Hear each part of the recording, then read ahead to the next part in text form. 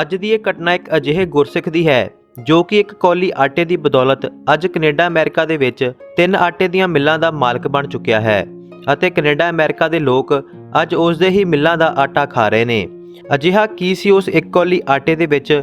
ਜਦੋਂ ਤੁਹਾਨੂੰ ਪਤਾ ਲੱਗੇਗਾ ਤਾਂ ਤੁਸੀਂ ਵੀ ਇਸ ਗੱਲ ਨੂੰ ਕਦੀ ਨਹੀਂ ਭੁੱਲ ਪਾਓਗੇ। ਕੁਲਦੀਪ ਸਿੰਘ ਰਿਆਰ ਜੋ ਕਿ ਕੈਨੇਡਾ ਦੇ ਵਿੱਚ ਪਿਛਲੇ 25 ਸਾਲਾਂ ਤੋਂ ਵਸਨੀਕ ਨੇ, ਉਹਨਾਂ ਨੇ ਆਪਣੀ ਜ਼ਿੰਦਗੀ ਦੀ ਇੱਕ ਅਜਿਹੀ ਦਾਸਤਾਨ ਸਾਂਝੀ ਕੀਤੀ ਜਿਸ ਨੂੰ ਸੁਣ ਕੇ ਰੂਹ ਤੱਕ ਕੰਬ ਉੱਠੇਗੀ ਤੇ ਇਹ ਘਟਨਾ ਕਈ ਜ਼ਿੰਦਗੀਆਂ ਨੂੰ ਪਲਟ ਵੀ ਸਕਦੀ ਹੈ। ਕੁਲਦੀਪ ਸਿੰਘ ਰਿਆਰ ਦੱਸਦੇ ਨੇ ਕਿ ਮੈਂ ਗੁਰਦਾਸਪੁਰ ਦੇ ਕੋਲ ਇੱਕ ਪਿੰਡ ਦਾ ਵਸਨੀਕ ਸੀ। ਮੇਰੇ ਬਚਪਨ ਦੇ ਵਿੱਚ ਹੀ ਪਿਤਾ ਦਾ ਦੇਹਾਂਤ ਹੋ ਗਿਆ ਤਾਂ ਮੈਂ ਆਪਣੀ ਮਾਂ ਦੇ ਨਾਲ ਆਪਣੇ ਨਾਨਕੇ ਘਰੇ ਰਹਿੰਦਾ ਸੀ। ਅੱਤ ਦੀ ਗਰੀਬੀ ਸੀ ਤੇ ਮੇਰੀ ਮਾਂ ਬਿਸ਼ਨ ਕੌਰ ਲੋਕਾਂ ਦੇ ਘਰਾਂ ਦੇ ਵਿੱਚ ਗੂਹੇ ਕੋੜੇ ਦਾ ਕੰਮ ਕਰਦੀ ਸੀ ਤੇ ਨਾਲ-ਨਾਲ ਮੈਨੂੰ ਪੜ੍ਹਾਉਂਦੀ ਵੀ ਸੀ। ਸਿੱਖੀ ਦਾ ਮਾਹੌਲ ਹੋਣ ਕਾਰਨ ਬਚਪਨ ਦੇ ਵਿੱਚ ਹੀ ਮੈਂ ਅੰਮ੍ਰਿਤਪਾਨ ਕਰ ਲਿਆ ਤੇ ਨਿਤਨੇਮੀ ਬਣ ਗਿਆ।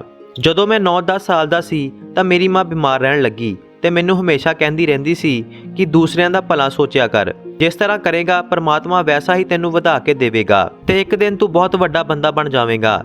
ਬੇਸ਼ੱਕ ਮੈਂ ਉਸ ਸਮੇਂ ਛੋਟਾ ਸੀ ਪਰ ਇਹ ਸਭ ਗੱਲਾਂ ਸਮਝਦਾ ਸੀ। ਮੇਰੇ ਮਨ ਅੰਦਰ ਇੱਕ ਦਾਨ ਕਰਨ ਦੀ ਭਾਵਨਾ ਬਣ ਚੁੱਕੀ ਸੀ। ਇਸੇ ਤਰ੍ਹਾਂ ਸਾਡੇ ਪਿੰਡ ਦੇ ਵਿੱਚ ਇੱਕ ਸਾਧੂ ਮਹਾਤਮਾ, ਜਿਨ੍ਹਾਂ ਨੂੰ ਜ਼ਿਆਦਾਤਰ ਲੋਕ ਪਾਗਲ ਕਹਿ ਕੇ ਭਜਾ ਦਿੰਦੇ ਸੀ, ਮੰਗਣ ਵਾਸਤੇ ਸਾਡੇ ਘਰ ਦੇ ਬਾਹਰ ਆਉਂਦੇ ਸੀ।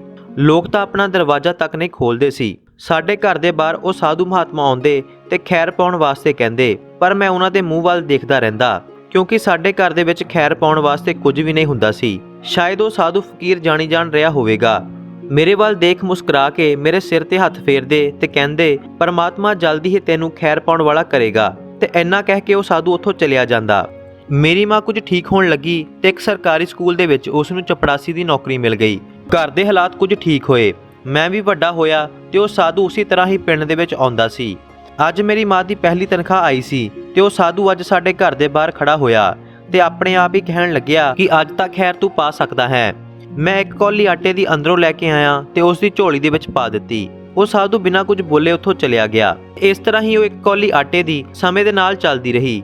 ਹੁਣ ਉਹ ਸਾਧੂ ਸਾਰੇ ਪਿੰਡ ਦੇ ਵਿੱਚ ਨਾ ਮੰਗ ਕੇ ਸਿਰਫ ਸਾਡੇ ਘਰੋਂ ਹੀ ਖੈਰ ਲੈ ਕੇ ਮੁੜ ਜਾਂਦਾ।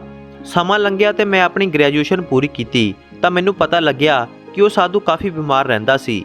ਮੈਂ ਉਸ ਦਾ ਟਿਕਾਣਾ ਜਾਣਦਾ ਸੀ ਤੇ ਲੰਗਰ ਬਣਾ ਕੇ ਉਸ ਦੇ ਲਈ ਲਿਜਾਇਆ ਕਰਦਾ ਤੇ ਨਾਲ-ਨਾਲ ਉਸ ਦੀ ਸੇਵਾ ਵੀ ਕਰਦਾ। ਇੱਕ ਦਿਨ ਲੰਗਰ ਛਕਾਉਣ ਤੋਂ ਬਾਅਦ ਉਸ ਸਾਧੂ ਨੇ ਮੇਰੀ ਬਾਂਹ ਫੜ ਕੇ ਆਪਣੇ ਕੋਲ ਬਿਠਾ ਲਿਆ ਤੇ ਮੈਨੂੰ ਕਹਿਣ ਲੱਗਿਆ ਕਿ ਕੁਲਦੀਪ ਸਿੰਘ, ਹੁਣ ਕੱਲ ਤੋਂ ਲੰਗਰ ਲੈ ਕੇ ਨਾ ਆਵੀਂ। ਜ਼ਿਆਦਾ ਸਮਾਂ ਤੋਂ ਮੇਰੀ ਸੇਵਾ ਕੀਤੀ ਹੈ ਤੇ ਤੇਰੀ ਇੱਕ ਕੌਲੀ ਆਟੇ ਦੀ ਖੈਰ 7 ਸਮੁੰਦਰ ਪਾਰ ਤੱਕ ਜਾਵੇਗੀ।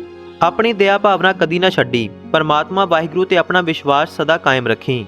ਹੰਕਾਰ ਨੂੰ ਆਪਣੇ ਕੋਲ ਨਾ ਫਟਕਣ ਦੇਈਂ, ਕਿਉਂਕਿ ਜਿਹੜਾ ਪਰਮਾਤਮਾ ਰੰਕ ਤੋਂ ਰਾਜਾ ਬਣਾ ਸਕਦਾ ਹੈ, ਉਹੀ ਪਰਮਾਤਮਾ ਹੰਕਾਰਿਆਂ ਨੂੰ ਜ਼ਮੀਨ ਤੇ ਸੁੱਟਣ ਦੇ ਵਿੱਚ ਦੇਰੀ ਨਹੀਂ ਕਰਦਾ। ਉਸ ਸਮੇਂ ਤਾਂ ਮੈਂ ਕੁਝ ਸਮਝ ਨਹੀਂ ਪਾਇਆ ਤਾਂ ਅਗਲੇ ਦਿਨ ਪਤਾ ਲੱਗਿਆ ਕਿ ਉਸ ਸਾਧੂ ਦੀ ਮੌਤ ਹੋ ਗਈ ਹੈ। ਸਮੇਂ ਦੇ ਨਾਲ-ਨਾਲ ਮੈਂ ਕੈਨੇਡਾ ਪਹੁੰਚਿਆ। ਇੱਥੇ ਆ ਕੇ ਮੈਂ ਇੱਕ ਰੈਸਟੋਰੈਂਟ ਦੇ ਵਿੱਚ ਨੌਕਰੀ ਕੀਤੀ ਤੇ 5 ਸਾਲ ਉਸੇ ਰੈਸਟੋਰੈਂਟ ਦੇ ਵਿੱਚ ਮੈਂ ਕੰਮ ਕਰਦਾ ਰਿਹਾ। ਹੌਲੀ-ਹੌਲੀ ਸੈਟਲ ਹੋਣ ਤੋਂ ਬਾਅਦ ਮੈਂ ਕੈਨੇਡਾ ਦੇ ਵਿੱਚ ਹੀ ਆਪਣਾ ਕਾਰੋਬਾਰ ਕਰਨ ਦਾ ਸੋਚਿਆ ਤੇ ਉੱਥੇ ਹੀ ਇੱਕ ਛੋਟੀ ਜਿਹੀ ਮਸ਼ੀਨ ਲਗਾ ਕੇ ਆਟਾ ਪੀ ਕੇ ਵੇਚਣ ਦਾ ਕੰਮ ਸ਼ੁਰੂ ਕੀਤਾ। ਪਹਿਲਾਂ ਤਾਂ ਲੱਗਿਆ ਕਿ ਇਹ ਕੰਮ ਨਹੀਂ ਚੱਲੇਗਾ, ਪਰ ਮੈਂ ਪਰਮਾਤਮਾ ਦਾ ਨਾਮ ਲੈ ਕੇ ਖੁਦ ਤੋਂ ਤਿਆਰ ਕੀਤੀ ਚੀਜ਼ ਬਾਜ਼ਾਰ ਦੇ ਵਿੱਚ ਵੇਚਣ ਲਈ ਚਲਿਆ ਜਾਂਦਾ। ਅੱਜ ਵੀ ਮੈਨੂੰ ਯਾਦ ਹੈ ਕਿ ਮੈਂ ਬਾਜ਼ਾਰ ਦੇ ਵਿੱਚ ਆਪਣੇ ਬਣਾਏ ਆਟੇ ਦਾ ਸੈਂਪਲ ਲੈ ਕੇ ਇੱਕ ਰੈਸਟੋਰੈਂਟ ਤੇ ਪਹੁੰਚਿਆ ਤਾਂ ਉਹ ਰੈਸਟੋਰੈਂਟ ਇੱਕ ਅੰਗਰੇਜ਼ ਦਾ ਸੀ। ਉਸਨੇ ਦੱਸਿਆ ਕਿ ਬੜੀ ਮੁਸ਼ਕਿਲ ਦੇ ਨਾਲ ਉਸਨੇ ਇਹ ਰੈਸਟੋਰੈਂਟ ਖੋਲ੍ਹਿਆ ਹੈ ਤੇ ਅੱਜ ਇਸ ਰੈਸਟੋਰੈਂਟ ਦਾ ਦੂਜਾ ਦਿਨ ਹੈ। ਜੇਕਰ ਹੋ ਸਕਦਾ ਹੈ ਤਾਂ 1 ਕੁਇੰਟਲ ਆਟਾ ਉਧਾਰ ਦੇ ਜਾ।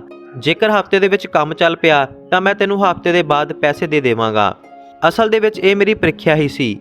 ਮੈਂ ਉਸ ਨੂੰ 1 ਕੁਇੰਟਲ ਆਟਾ ਉਧਾਰ ਦੇ ਦਿੱਤਾ ਤੇ ਪਰਮਾਤਮਾ ਦੀ ਕਿਰਪਾ ਹੋਈ ਤਾਂ ਤੀਜੇ ਦਿਨ ਹੀ ਉਸ 1 ਕੁਇੰਟਲ ਆਟੇ ਦੀ ਮੈਨੂੰ ਪੇਮੈਂਟ ਮਿਲ ਗਈ ਤੇ ਉਸ ਦਿਨ ਤੋਂ ਬਾਅਦ ਮੇਰਾ ਕਾਰੋਬਾਰ ਇੱਕ ਛੋਟੀ ਜਿਹੀ ਮਸ਼ੀਨ ਤੋਂ ਅੱਜ 3 ਮਿੱਲਾਂ ਦੇ ਵਿੱਚ ਬਦਲ ਚੁੱਕੀ ਹੈ ਤੇ ਉਸ ਛੋਟੇ ਜਿਹੇ ਰੈਸਟੋਰੈਂਟ ਤੋਂ ਸ਼ੁਰੂ ਹੋਇਆ ਸਫ਼ਰ ਅੱਜ ਕੈਨੇਡਾ ਅਮਰੀਕਾ ਤੱਕ ਪਹੁੰਚ ਚੁੱਕਿਆ ਹੈ ਤੇ ਉਹ ਪਹਿਲਾ ਰੈਸਟੋਰੈਂਟ ਦਾ ਗਾਹਕ ਅੱਜ ਵੀ ਸਾਡਾ ਪੱਕਾ ਗਾਹਕ ਹੈ। ਇਸ ਤਰ੍ਹਾਂ ਹੌਲੀ-ਹੌਲੀ ਅਸੀਂ ਬੇਸਣ ਅਤੇ ਮੈਦਾ ਬਣਾਉਣਾ ਵੀ ਸ਼ੁਰੂ ਕੀਤਾ। ਸਾਡੀ ਮਿੱਲਾਂ ਦੇ ਬਾਹਰ ਇੱਕ ਹਾਲ ਬਣਿਆ ਹੋਇਆ ਹੈ ਜਿੱਥੇ ਸਮੇਂ-ਸਮੇਂ ਤੇ ਲੰਗਰ ਚੱਲਦਾ ਹੀ ਰਹਿੰਦਾ ਹੈ। ਇਸੇ ਤਰ੍ਹਾਂ ਸਾਲ 2009 ਦੇ ਵਿੱਚ ਇੱਕ ਸਾਡੀ ਕੰਪੀਟੀਟਰ ਮਿਲ ਨੇ ਸਾਡੇ ਉੱਤੇ ਕਈ ਕੇਸ ਕਰ ਦਿੱਤੇ ਤੇ ਸਾਡਾ ਕਾਰੋਬਾਰ ਬੰਦ ਹੋਣ ਦੀ ਕਗਾਰ ਦੇ ਉੱਤੇ ਆ ਖੜਿਆ। ਪਰ ਆਪਾਂ ਕੁਝ ਵੀ ਗਲਤ ਨਹੀਂ ਕੀਤਾ ਸੀ ਤਾਂ ਪਰਮਾਤਮਾ ਦੇ ਉੱਤੇ ਭਰੋਸਾ ਰੱਖ ਕੇ ਮੈਂ ਸਭ ਕੁਝ ਦੇਖਦਾ ਰਿਹਾ। ਇੱਕ ਦਿਨ ਕੋਰਟ ਦੇ ਵਿੱਚ ਦੂਜੀ ਪਾਰਟੀ ਨੇ ਇਹ ਗੱਲ ਕਹਿ ਦਿੱਤੀ ਕਿ ਤੁਹਾਡੇ ਆਟੇ ਤੋਂ ਬਿਨਾਂ ਕੈਨੇਡਾ ਅਮਰੀਕਾ ਭੁੱਖਾ ਨਹੀਂ ਮਰ ਜਾਵੇਗਾ। ਹੈਰਾਨੀ ਦੀ ਗੱਲ ਤਾਂ ਇਹ ਸੀ ਕਿ ਪ੍ਰਮਾਤਮਾ ਦਾ ਅਜਿਹਾ ਚਮਤਕਾਰ ਵਰਤਿਆ ਕਿ ਬਹੁਤੇ ਦੁਕਾਨਦਾਰ, ਗਰੋਸਰੀ ਸਟੋਰ ਅਤੇ ਰੈਸਟੋਰੈਂਟ ਵਾਲੇ ਸਾਡੇ ਹੱਕ ਦੇ ਵਿੱਚ ਆ ਗਏ ਤੇ ਕਹਿਣ ਲੱਗੇ ਕਿ ਆਪਾਂ ਇਸ ਮਿਲ ਦੇ ਆਟੇ ਤੋਂ ਬਿਨਾਂ ਹੋਰ ਕਿਸੇ ਵੀ ਬ੍ਰਾਂਡ ਦਾ ਆਟਾ ਨਹੀਂ ਨਾ ਹੀ ਵੇਚਣਾ ਤੇ ਨਾ ਹੀ ਵਰਤਣਾ, ਚਾਹੇ ਸਪਲਾਈ ਬੰਦ ਕਿਉਂ ਨਾ ਹੋ ਜਾਵੇ। ਜਿਸ ਨੂੰ ਦੇਖ ਕੇ ਸਾਡੇ ਹੱਕ ਦੇ ਵਿੱਚ ਚਲਿਆ ਗਿਆ ਤੇ ਇਹੀ ਗੁਰੂ ਨਾਨਕ ਸਾਹਿਬ ਦੀ ਕਿਰਪਾ ਸੀ। ਸੋ ਸੱਚੇ ਮਨ, ਮਿਹਨਤ, ਲਗਨ ਦੇ ਨਾਲ ਕੀਤਾ ਹੋਇਆ ਵਪਾਰ ਸਦਾ ਹੀ ਫਲਦਾ ਹੈ। ਪਰਮਾਤਮਾ ਹਰ ਜਗ੍ਹਾ ਸਹਾਈ ਹੁੰਦਾ ਹੈ, ਬਸ ਲੋੜ ਹੈ ਉਸ ਦੇ ਉੱਤੇ ਵਿਸ਼ਵਾਸ ਕਰਨ ਦੀ।